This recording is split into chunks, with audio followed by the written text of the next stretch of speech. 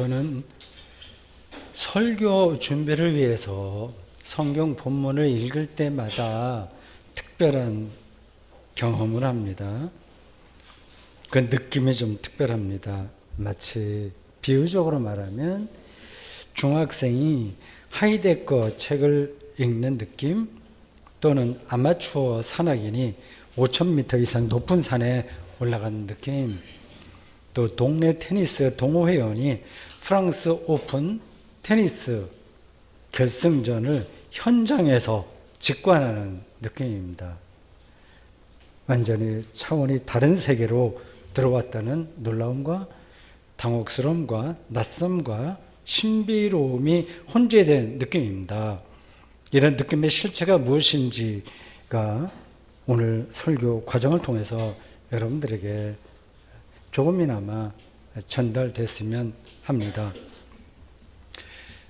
로마서 5장 1절에서 8절은 분량으로 볼 때 좀 짧지만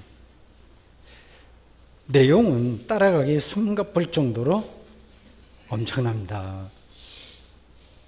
첫 문장은 우리가 믿음으로 의롭다 하심을 받았다이고, 마지막 문장은 하나님께서 자기의 사랑을 확증하셨다입니다. 그리고 이 두 문장 사이에 다음과 같은 단어가 이어집니다. 화평, 은혜, 하나님의 영광, 환난, 인내, 연단, 소망, 성령, 하나님의 사랑, 경건, 의인, 선인, 죄인 등등입니다. 우리에게 익숙한 단어라서 대충 알아들을 수는 있어요. 그런데 이 단어와 문장이 실제로 무슨 뜻인지를 알려면 상당한 수고가 필요합니다. 각각의 단어와 문장에는 일상을 넘어서는 고유한 영적인 깊이가 있기 때문입니다. 세상살이에 우리가 쫓겨서 정신없이 지내거나 그리스도교 신앙을 진지하게 여기지 않는 그리스도인들은 그냥 한쪽 귀를 듣고 그냥 흘려보냅니다. 좀 불행한 일이죠. 우선 첫째 문장, 믿음으로 의롭다 하심을 받았다는 이 바울의 말을 생각해 보십시오. 교회에 나와서 세례받고 예배 드린다고 해서 그가 의로워지는 건 아니잖아요. 의로워진다는 건 그 말 그대로 정의로워지고 도덕적으로 되고 양심적으로 되고 윤리적으로 된다는 건데, 그리스도인들이 실제로 세상 사람들보다 더 이렇게 의롭냐? 그렇지 않잖아요. 비슷하잖아요. 그리스도인들이 그렇게 더 의롭게 살면 오죽이나 좋겠습니까만 아무리 애를 써도 의로운 사람이 될 수 없습니다. 기껏해야 다른 사람보다 조금 더 도덕적일 뿐입니다. 사회규칙을 조금 더 잘 지키고 세금을 조금 더 양심적으로 내는 정도입니다. 아무도 질적으로 다른 절대의에 이르지 못해요. 쉽게 말해서 인간은 착하게 사는 것으로 자기 인생을 완성할 수 없다는 뜻입니다. 5천만 원 연봉을 받는 사람과 6천만 원 연봉을 받는 사람 사이에 그것만으로 행복한 삶에서 어떤 차이가 있겠습니까? 그것만으로 어떤 차이가 있겠어요? 아무 차이도 없습니다. 믿음으로 의롭다 하심을 받았다는 문장에서 중요한 것은 의로움의 주체가 사람이 아니라 하나님이라는 사실에 놓여 있습니다. 우리가 의로워지려고 노력해서 의로워지는 게 아니라 하나님께서 우리를 의롭다고 인정해야 의로워진다는 겁니다. 어떻게 보면 이게 말장난처럼 들릴 거예요. 잘 생각해 보셔야 됩니다. 우리는 무엇이 의로운지를 정확하게 알지 못합니다. 아세요? 모릅니다. 자녀를 어떻게 교육하는 것이 의로운 결과를 맺을지 누가 합니까? 그냥 그렇게 교육하는 거예요. 우리가 사는 문명 사회를 보십시오. 이 문명 사회는 법에 기초합니다. 법은 의를 세우려고 하는 거예요. 뭐가 옳은지 그른지 잘 판단해서 의로운 사회를 만들려고 하는 겁니다. 근데 문명 사회가 늘 정의롭다고 생각하는 사람은 많지 않을 겁니다. 정의로운 나의 세상이 아무리 법을 고급스럽게 만들어도 정의로운 세상이 되지 못합니다. 법을 다루는 사람들이 원래 비인격적이라서 그런 게 아니라 우리가 의로움의 실체를 다 알지 못하기 때문에 그렇습니다. 오늘 우리가 사는 대한민국에서 벌어지는 문제는 법이 미비해서가 아니라 국회가 이제 입법부라고 그러잖아요. 이제 비용도 많이 들어가요.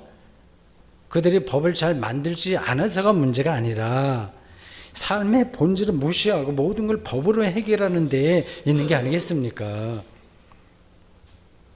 지금 대통령이 검찰총장 출신이라서 그런지 점점 더 법 과잉 시대가 되는 것 같습니다. 의롭다 하심을 받았다는 말은 다른 게 아니라 곧 의로움의 주체이신 하나님과 결속되어 있다는 뜻이에요. 다른 게 아니라 그 하나님과의 결속을 갖게 해서 오늘 성경 본문 앞에서 읽은 1절은 하나님과의 평화라고 표현했습니다.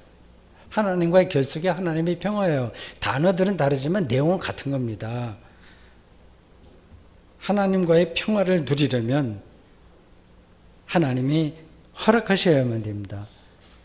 하나님의 허락하심이 곧 의롭다 하심을 받았다는 문장의 의미예요.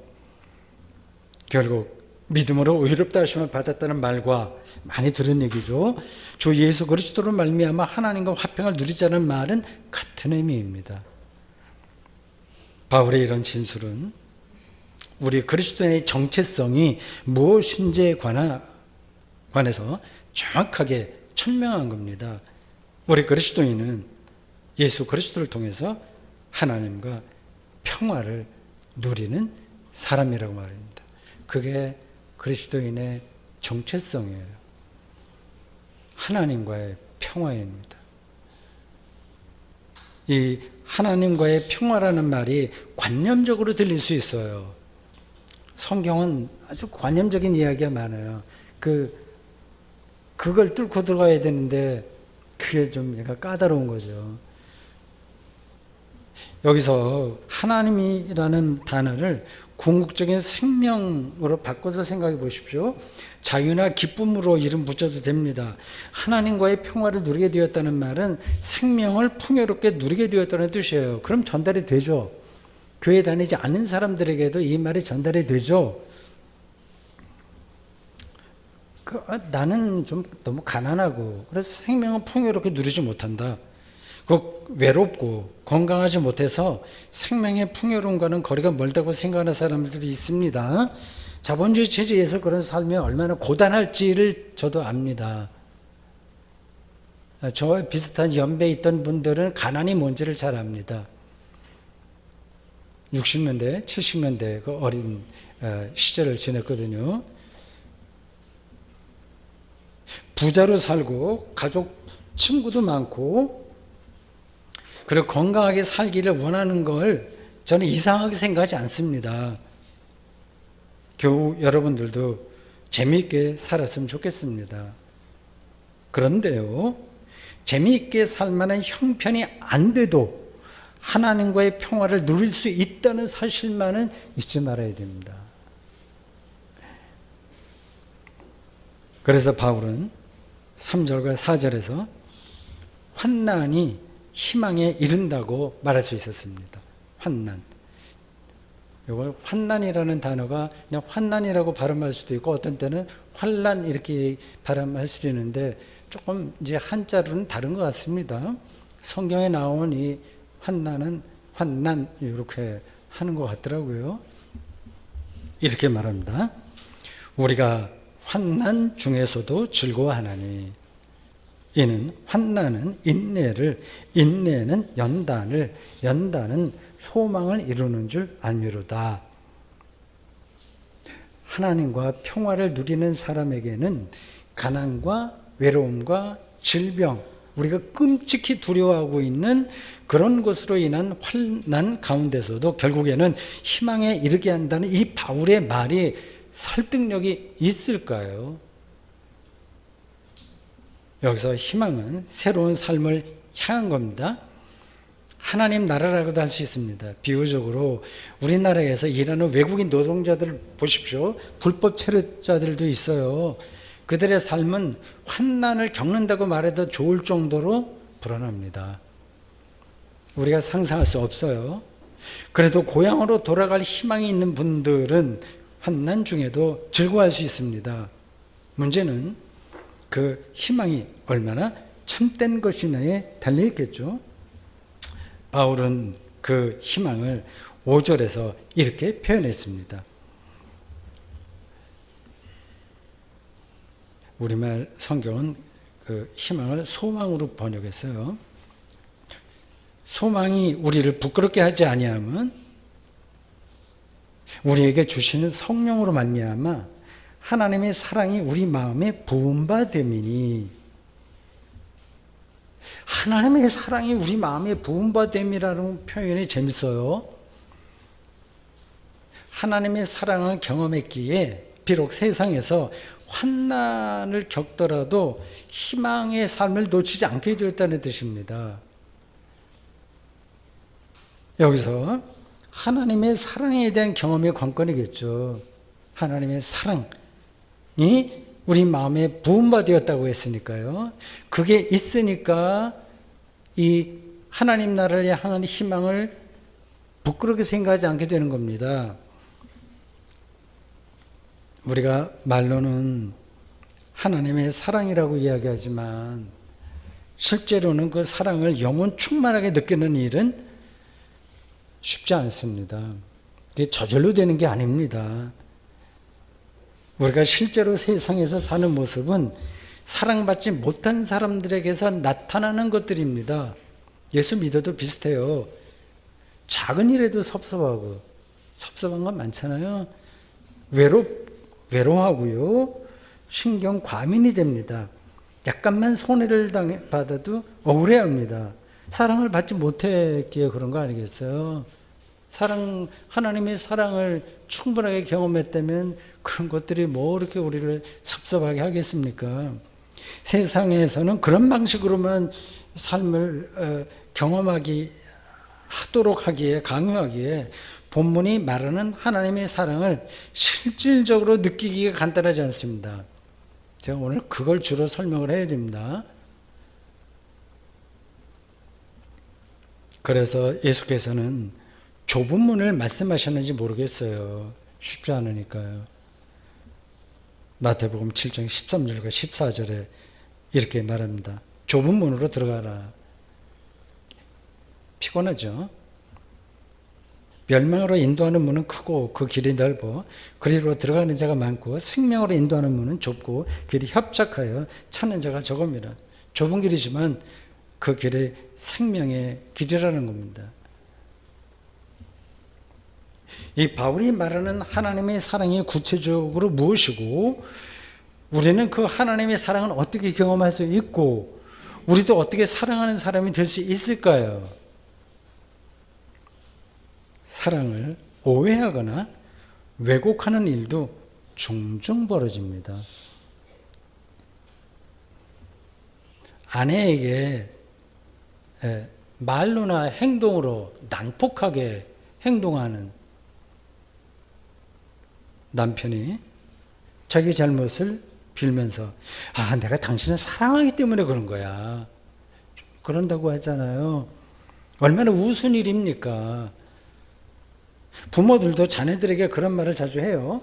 공부하는데 소질도 없고 능력이 없는 자녀에게 억지로 공부를 강요하면서 엄마가 너를 사랑해서 그런 거야, 너 잘 되라고 잔소리하는 거란다, 이렇게 핑계를 대는 경우도 많습니다. 엄마가 일부러 거짓말을 하는 건 아니지만 그걸 사랑이라고 당연시하는 것은 옳지 않습니다. 우리는 사랑의 능력이 본래 없어요. 그걸 전제해야 됩니다. 그러니까 차라리 누구를 사랑한다고 말하지 않는 게 낫지 않을까 그렇게 좀 생각이 듭니다. 그래서 제 가족이 그런 말을 거의 듣지 않았을 텐데 사랑할 만한 능력이 없다고 하는 걸 알기 때문에 하는 거니까 섭섭하게 생각하지 마시기 바랍니다. 실제로 그렇습니다. 바울은 고린도전서 13장에서 사랑을 말해요. 그 중에 한 구절은 다음과 같습니다. 13장 3절. 내가 내게 있는 모든 것으로 구제하고 또 내 몸을 불사르게 내줄지라도 사랑이 없으면 내게 아무 유익이 없느니라. 우리가 아는 사랑은 자기 소유를 포기하고 자기 몸을 불사르게 내어주는 희생인데 바울은 그것을 사랑이라고 얘기하지 않아요. 그걸 사랑과 구분합니다. 자기 희생이 사랑이 아니라는 뜻이 아니라 인간은 사랑이 없어도 자기를 희생할 수 있다는 뜻이에요. 교양으로 자기를 희생할 수 있습니다. 명예심과 교만한 마음으로 자기를 희생합니다. 자기가 괜찮은 사람이라는 사실을 인정받으려고 자기 소유를 포기할 수 있습니다. 그런 태도로 헌금을 무지하게 많이 할 수도 있습니다. 사람은 원래 그렇습니다. 바울은 더 나아가서 고린도전서 13장 2절에서 그 앞구절이죠. 예언과 비밀스러운 지식과 산을 옮길 만한 믿음도, 그렇게 우리가 중요하다고 생각하는 믿음도 사랑이 없으면 무의미하다. 끊어서 말했습니다. 그가 그렇게 말한 이유는 이 사랑이 우리가 아니라 하나님의 능력이기 때문입니다. 우리에게 나타나는 사랑은 하나님의 사랑이 우리를 관통하는 것 뿐이에요.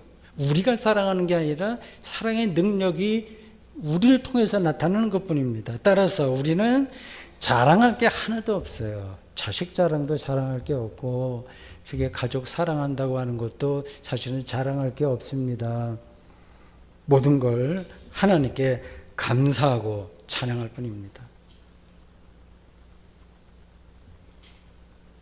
칼 라너는 요즘 대구선수 아카데미 그 강독 유튜브에 올리는 책인데, 기도의 절실함과 그 축복에 대하여 3장 사랑의 기도 항목에서 하나님의 사랑을 경험한 사람들에게 나타나는 영적인 현상을 다음과 같이 설명합니다. 그런 사랑은 자신이 사랑하는 사람에 대한 영혼의 사심없는 황홀한 몰입입니다. 사심없는 황홀한 몰입입니다. 75쪽이에요. 자기 자신을 잊는 가운데 이 사랑은 사랑하는 사람에게 달라붙어 있게 되고, 사랑하는 사람이 잘 되기를 바라며 사랑하는 사람의 행복을 보고 스스로 행복해야 합니다. 무슨 말인가요? 하나님의 사랑을 경험한 사람은 자기가 축소된다는 겁니다. 자기가 무화된다는 거예요. 자기가 줄어든다는 겁니다. 자기가 없어지는 거예요. 그러한 자기가 없어짐으로써 오히려 평안해지는 거예요. 그게 사랑의 능력이에요. 마치 빅뱅이나 130억 년이라는 우주의 시간 앞에서 우리가 느끼는 어떤 감정과 비슷합니다. 자기는 없는 것 같잖아요. 자기의 소멸까지도 두려워하지 않게 되는 겁니다.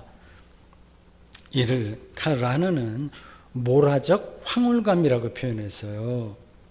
이게 과연 가능한 말일까요? 자기가 없어지는 황홀감 말입니다.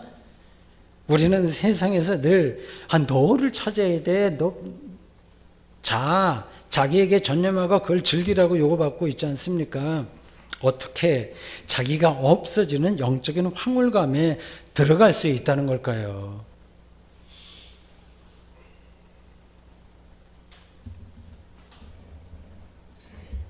바울은 이 대목에서 성령을 언급합니다. 요게 이제 설명하기 까다로운 지점이에요. 하여튼 해보겠습니다. 자기가 노력해서 하나님의 사랑을 경험하는 게 아니라 성령을 통해서 받는다고 말하는 겁니다. 이게 어떻게 들립니까? 바울이 이렇게 말한 데에는 두 가지 근거가 있습니다. 첫째, 바울은 하나님의 사랑이 우리 내면의 심리에서 발현하는 게 아니라 밖에서 주어지는 것이라고 보았습니다. 라틴어로 엑스트라 노스라고 해요. 나 밖에서. 우리는 하나님의 형상으로 창조된 피조물이기 때문이에요. 그러니까 하나님의 피조물이라고 하는 것은 인간의 존재를 낮추는 게 아니라 오히려 높이는 거예요. 인간은 도구로 다뤄질 수 없는 고유한 영적인 존재라는 뜻입니다. 우리 생명의 가장 깊은 차원에는 왕이나 권력이나 돈이나 그 어떤 환난이라도 손을 댈 수 없는 영혼의 자리가 있다는 뜻이에요. 그 영혼의 자리가 곧 성령과 만나는 자리입니다.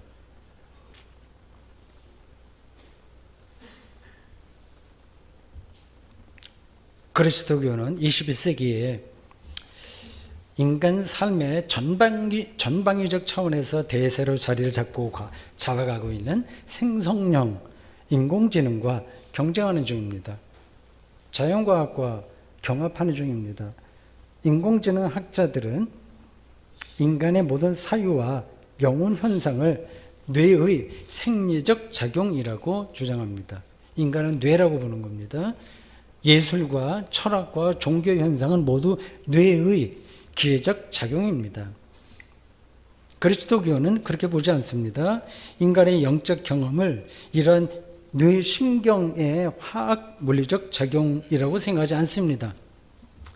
그런 뇌 작용이 우리에게 현상적으로 나타나기는 해요. 뭐 전두엽, 후두엽, 어떻고 거기선 감정이 나오고 어떤 데서는 이성적이고 그런 분석은 가능합니다. 그런 현상이 있어요.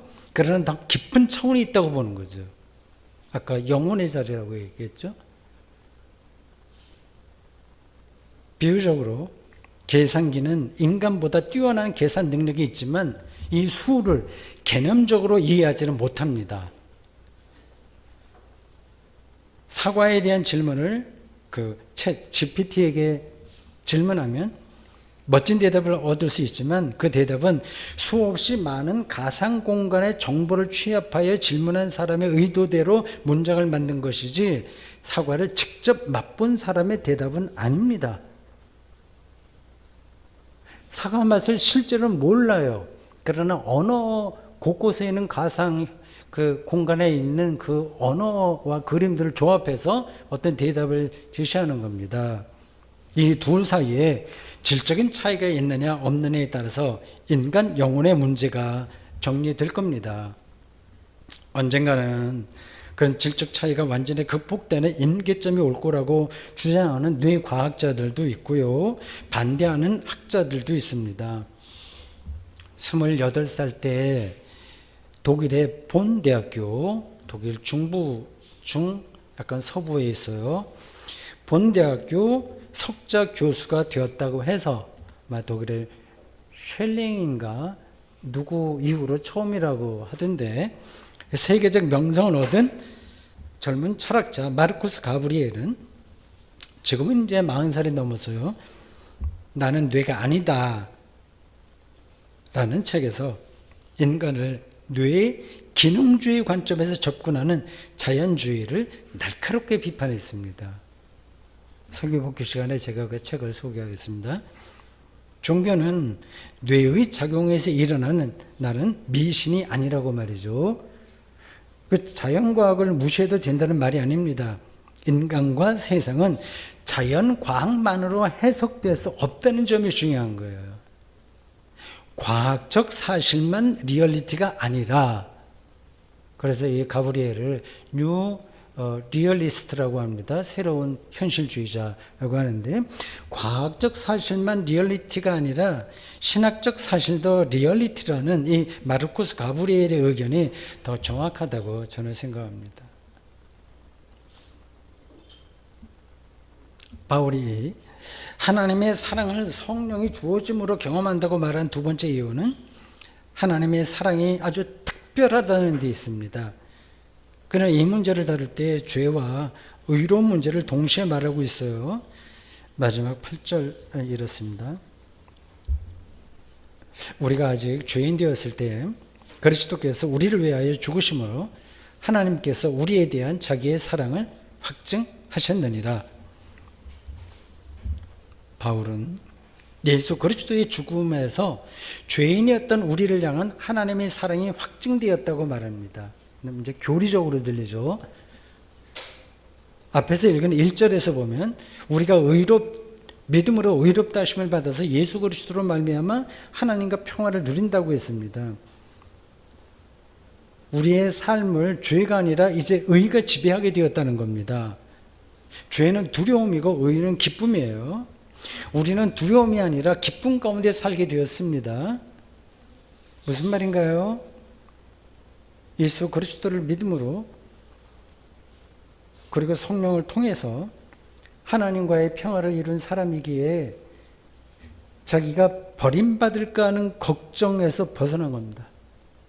그게 죄예요. 자기가 버림받을까 하는 것, 그게 죄고 두려움입니다. 그런 걱정에서 벗어났으니까 의인이 된 거고 기쁨으로 사는 겁니다. 이런 일이 예수 그리스도의 죽음을 통해서 확증되었다는 이 바울의 증언이 믿어지시나요? 그 세계 안으로 점점 더 깊이 들어가고 계신가요? 저와 여러분은 언젠가 이 땅에서 사라질 겁니다. 언젠가가 아주 가깝죠, 사실은. 우리 몸은 지구의 원소로 해체됩니다. 시간의 차이만 조금 있을 뿐이지 우리 모두 똑같은 운명에 떨어집니다. 그래서 저는 저보다 한 6, 70년 더 살게 될 청년들이 크게 부럽지는 않습니다. 거의 동시적으로 우리는 소멸됩니다. 도대체 산다는 게 뭘까요? 결국 소멸한다면 살아야 할 의미가 있나요? 소멸에 대한 두려움을 어떻게 극복할 수 있을까요? 아예 질문조차 할 필요 없을까요? 우리 그리스도인들은 하나님의 사랑으로 소멸에 대한 두려움을 극복한 사람들입니다.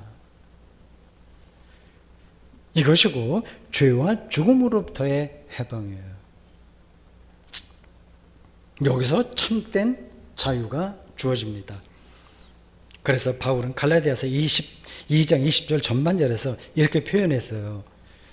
내가 그리스도와 함께 십자가에 못 박혔나니 그런즉 이제는 내가 산 것이 아니요 오직 내 안에 그리스도께서 사시는 것이라.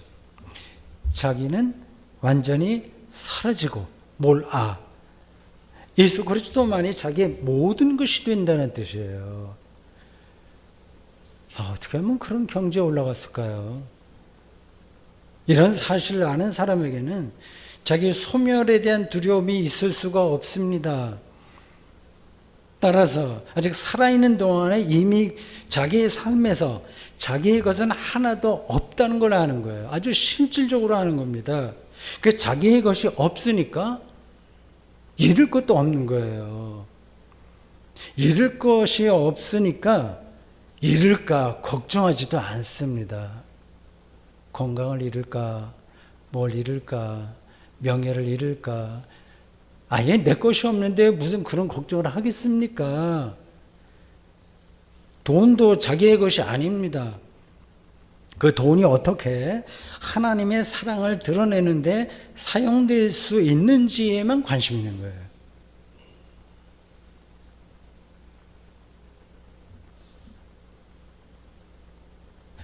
저와 여러분은 바울이 말하는 그리스도교 영성의 경지 혹은 그 내공 안으로 들어가려고 싶어하는 사람들입니다. 예수 그리스도를 통한 하나님의 사랑이 우리의 삶에서 확증된다는 그 그리스도교 신앙 말입니다. 이런 신앙은 인격이 고상하거나 교양이 높아진다고 해서 주어지는 게 절대 아닙니다. 오늘 바울의 증언처럼 성령의 도우심으로만 거기에 이를 수 있습니다. 그래서 지난 2000년 이어진 예배 전통에서 그리스도인들은 다음과 같은 찬양을 늘 불렀습니다. Veni Sancte Spiritus, 오소서 성령이여. 아멘.